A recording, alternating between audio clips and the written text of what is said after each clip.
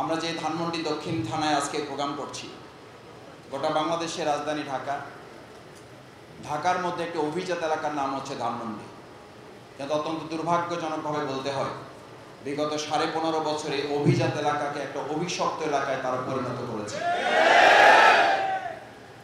এই অভিজাত এলাকাকে যারা অভিশপ্ত এলাকায় পরিণত করে 32 নাম্বার আবিষ্কার করেছে। আপনাদের ভালো মনে থাকার কথাই 32 নাম্বার থেকে তারা আবিষ্কার করেছে হেলমেট লীগ আর হলে হাতুড়ি লীগ। আপনাদের আরো ভালো মনে থাকার কথা, ছাত্রদের যখন আন্দোলন, নিরাপদ সড়ক আন্দোলন শুরু হয়েছিল, এই নিরাপদ সড়ক আন্দোলনের সবচেয়ে বড় নির্যাতন এবং নিপীড়নের মাস্টার মাইন্ড ছিল 32 নাম্বার। তারা এই অভিজাত এলাকা থেকে হাতুড়ি লীগ তৈরি করেছে, হেলমেট বাহিনী তৈরি করেছে। আমরা এখান থেকে এই ধানমন্ডির আগামী দিনে গোটা বাংলাদেশ পরিচালনার নেতৃত্ব তৈরি করব। আমরা বহুবার বলেছি, আমাদের প্রত্যেকটি প্রতিশোধ হবে তাদেরকে অন্তর কাঁপিয়ে দেওয়ার জন্য।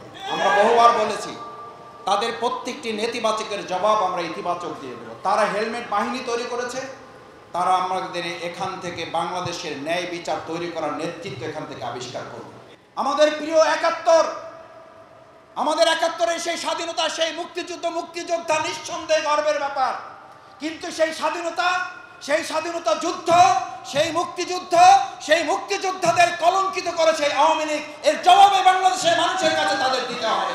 ওই মহিলা নাকি শর্ট করে ঢুকবে, তো বললাম তাহলে আপনি কি চিন্তা করছেন? বলছে আমরা রিক্সাওয়ালার এক জায়গায় রাতে ঘুমাই, তো আমরা সিদ্ধান্ত নিয়েছি ও শর্ট করে ঢুকলে ওরা কট করে ধরবো। সুতরাং যারা শেখ হাসিনা এবং তার দলের দোসররা এখনো বিভিন্ন জায়গায় ঘাপটি মেরে থেকে এই সমস্ত ভিডিও বার্তা এবং গোপন ফোনালা পাস করে, এটা তাদের ষড়যন্ত্র।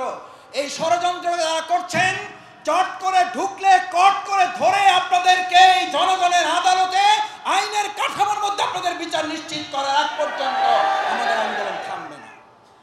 অত সহজ মনে করার কোনো কারণ নেই।